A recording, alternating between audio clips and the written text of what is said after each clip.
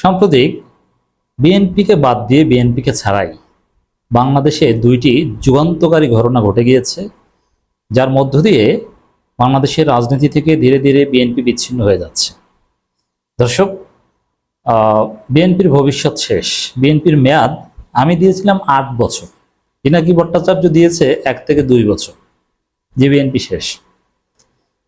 তো বাংলাদেশে বিরাট বিরাট ঘটনা ঘটছে বিএনপিকে ছাড়া। এগুলো প্রমাণ যে বিএনপির প্রাসঙ্গিকতার দিন ফুরিয়ে যাচ্ছে। বিএনপিকে লাগে না, যেমন আওয়ামী লীগ নিষিদ্ধ হয়েছে, বিএনপিকে লাগে নাই। তো বিএনপি পরবর্তীতে বলছে যে আমরা তো এটাই চেয়েছিলাম, এরপরে বলছে আমরা আনন্দিত, কত কিছু বলেছে, যদিও আসলে মনে মনে তারা আনন্দিত নয়, তারা এটা চায়নি। কিন্তু বিএনপিকে ছাড়া কিন্তু ঘটনা ঘটেছে। এখন এনসিপি জামাত এদের মধ্যে ক্রেডিট নিয়ে মারামারি, সেটা ভিন্ন কথা, কিন্তু বিএনপি তো আর এখানে ভাগ বসাতে পারছে না। আর বিএনপি বলছে আমরা এটাই চেয়েছিলাম, তখন মানুষ হাসাহাসি করছে। দর্শক, আরেকটা ঘটনা ঘটে গিয়েছে রাজনৈতিক দলগুলোর সঙ্গে বিডার, এই যে বাংলাদেশ যে ইনভেস্টমেন্ট মানে বিনিয়োগ উন্নয়ন কর্তৃপক্ষ, এই বিনিয়োগ উন্নয়ন কর্তৃপক্ষের একটা মিটিং হয়েছে রাজনৈতিক দলগুলোর সাথে। তো সেখানে জামাত ইসলামী, চরমোনাই সহ প্রথম সারির সব রাজনৈতিক দল আছে, কিন্তু চরমোনাই নেই, বিএনপি নেই।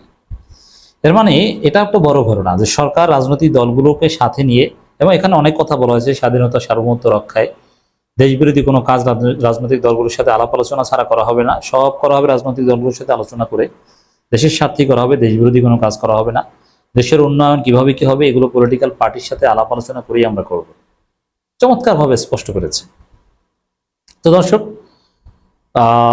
এ তোমার একটা ঘটনা যে সরকার বিনিয়োগ উন্নয়ন কর্তৃপক্ষ সব রাজনৈতিক দলগুলোকে এক টেবিলে বসাচ্ছে, কিন্তু সেখানে বিএনপি নেই। এখন কয়েকটা বিষয় হতে পারে, একটা হচ্ছে যে বিএনপি এখন নেই, কিন্তু পরবর্তী বৈঠকে বিএনপি থাকবে, কিন্তু আমার কাছে এটা মনে হয় না, মানে বিএনপি আসে না, এটাই হতে পারে। কারণ কিছুদিন আগে আমির খসরু মাহমুদ চৌধুরী বলেছেন যে বাংলাদেশে বিনিয়োগের নামে সার্কাস চলছে। এর মানে এই যে বিনিয়োগ, সরকারের বিনিয়োগ উন্নয়ন কর্পোরেশন, এগুলোকে সার্কাস বলেছে, এগুলোকে কটাক্ষ করেছে। তো এগুলোকে কটাক্ষ করে কি সরকারের সেই প্রতিষ্ঠানের দাওয়াতে, যে প্রতিষ্ঠানকে সার্কাস বলে, সেখানে আসতে পারে? আসতে পারে না। তো বিএনপি আসে নাই আমার বিশ্বাস।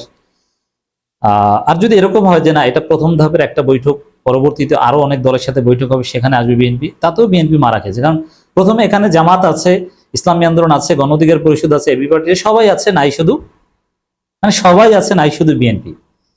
পারসেপশন তৈরি হয়ে গেছে বিএনপি নাই। পরবর্তীতে বিএনপি থাকলো, প্রথমে এই ভিআইপিদের সাথে, বড়দের সাথে দাওয়াত পাওয়ার যে মর্যাদা, এটা থেকে তো তারা মাহরুম হলো। তো মূল বিষয় এটাই যে বিএনপি এখানে দাওয়াত পেয়েও আসেনি। তো এখন ডক্টর ইউনূস সরকার বড় বড় উন্নয়নমূলক কর্মকাণ্ড ঘটাবেন, বিনিয়োগের জোয়ার আসবে, কিন্তু বিএনপি সেটাকে সার্কাস বলবে। এভাবেই বিএনপি সব জায়গা থেকে ধীরে ধীরে ছিটকে পড়বে। আমরা সেই বন্দোবস্ত দেখতে পাচ্ছি।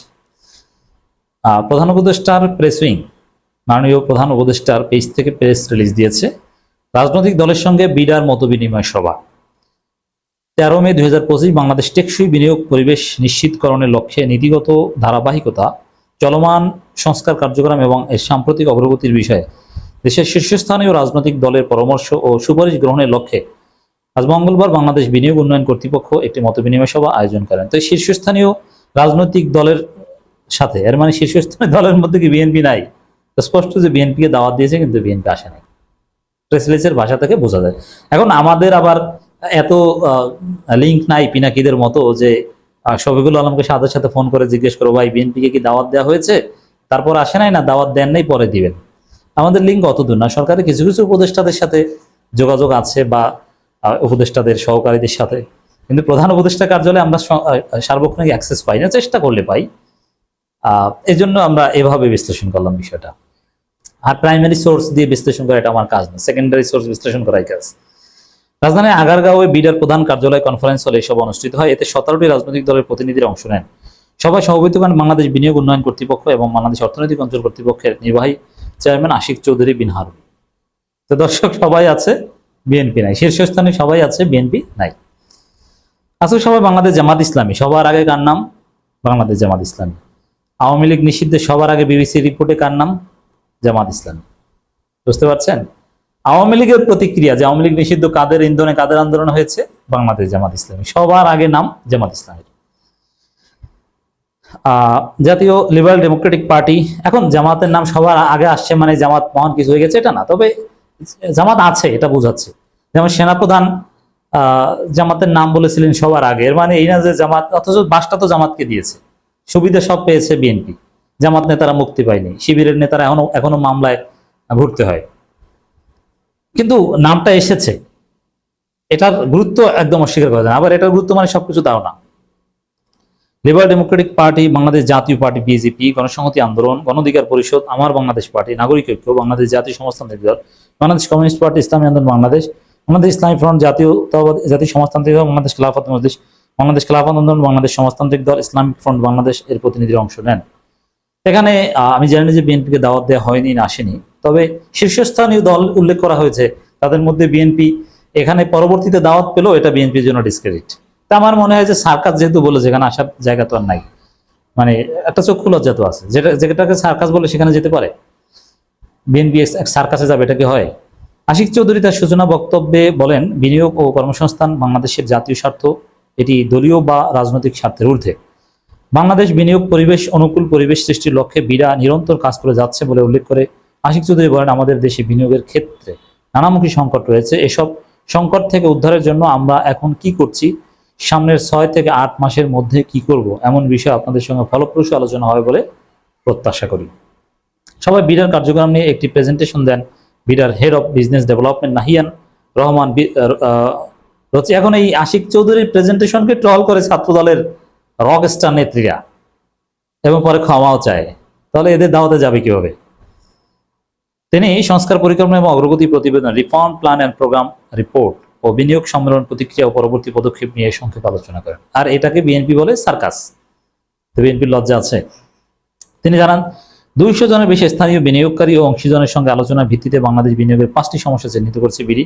এগুলো সরকারি পরিষেবার মান, কোয়ালিটি অফ গভর্নমেন্ট সার্ভিস, নীতির ধারাবাহিকতা, পলিসি কন্টিনিউটি, ইন্ডাস্ট্রি কনসালটেশন, দুর্নীতি দূরীকরণ, এলিমিনেশন অফ কারাপশন, সম্পদের ব্যবহারের সুযোগ, অ্যাক্সেস টু রিসোর্স।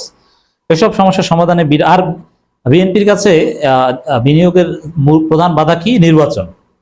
যে নির্বাচন হলেই নাকি বিনিয়োগ আসবে, আর নির্বাচিত সরকার ছাড়া বিনিয়োগ আসবে না। কোনো অর্থনীতি থিওরি, বিজনেস স্টাডি কিচ্ছু নেই, গায়ের জোরে থিওরি যে নির্বাচনের সাথে বিনিয়োগের সম্পর্ক। আর এখানে এই সরকারের প্রেজেন্টেশনে নির্বাচনের কোনো বিষয় এখানে উঠে আসেনি, বরং নির্বাচিত সরকারের ব্যর্থতার বিষয়টা উঠে এসেছে। এসব সমস্যার সমাধানে বিডা ইতিমধ্যে কি কি পদক্ষেপ নিয়েছে এবং দীর্ঘমেয়াদে কি কি পদক্ষেপ নেওয়ার পরিকল্পনা করছে, এসব বিষয় নিয়ে রাজনৈতিক দলগুলোকে জানানো হয় এবং তাদের মতামত জানতে চায়। মানে দীর্ঘমেয়াদী পরিকল্পনা এগোচ্ছে সরকার, শুধু নির্বাচন দিয়ে চলে যাবে, নট দ্যাট। সবাই, প্রত্যেক রাজনৈতিক দল বিডা চেয়ারম্যান কর্তৃপক্ষ এ ধরনের একটি আয়োজনের জন্য সাধুবাদ জানান। তাই সাধুবাদ জানানোর সৌভাগ্য বিএনপির হবে না মনে হয়। তারা বিডার পরিকল্পনা ও অগ্রগতির প্রশংসা করেন এবং দেশে বিনিয়োগ পরিবেশ সৃষ্টির বিডার কার্যক্রমের প্রতি নিজেদের পূর্ণ সমর্থন ব্যক্ত করেন।